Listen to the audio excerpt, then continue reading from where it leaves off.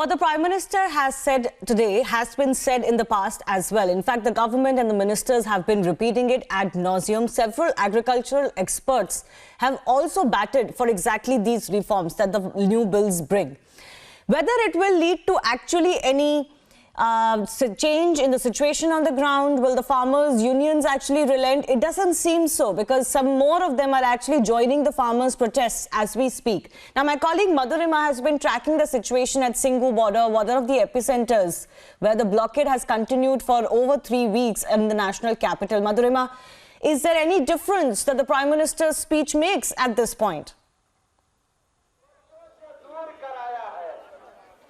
Well, the Prime Minister has yet again come out and reached out to the farmers. We know that the Prime Minister has made multiple attempts to reach out to the farmers, but this latest endeavor by the BJP, held by the Prime Minister to reach out to the farmers, is a major endeavor which has been initiated by them so as to explain them that the National Farm Law is not all what they are thinking about. He has been clearing the myths.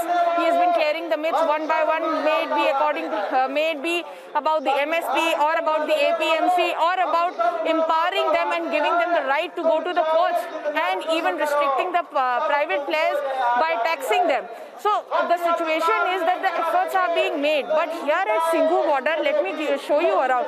Here at Singhu border, if you hear to their speeches just they are saying one thing 24/7, that whatever the Prime Minister is saying, whatever the amendments which are being proposed are nothing but hogwash. This is what they are saying since morning to the dawn, and this is what they are repeating time and again, Shivani, because it is very baffling that nobody here, specifically here, wants to come on the table and have or initiate any sort of dialogue.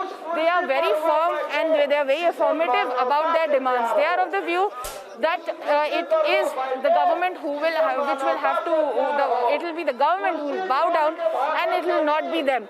Until then, they will be camping here. This is the third attempt by the Prime Minister. It definitely has come to that kind of a stalemate, isn't it? There hasn't been any forward movement. Agriculture Minister has hinted that there will be some resolution soon by the end of this month. On top of that, the Supreme Court is also looking into this matter. It is unfortunate that the Supreme Court has to step in.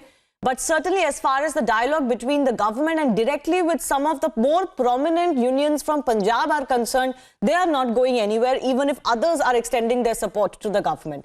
Madhurima, thanks a lot for joining us.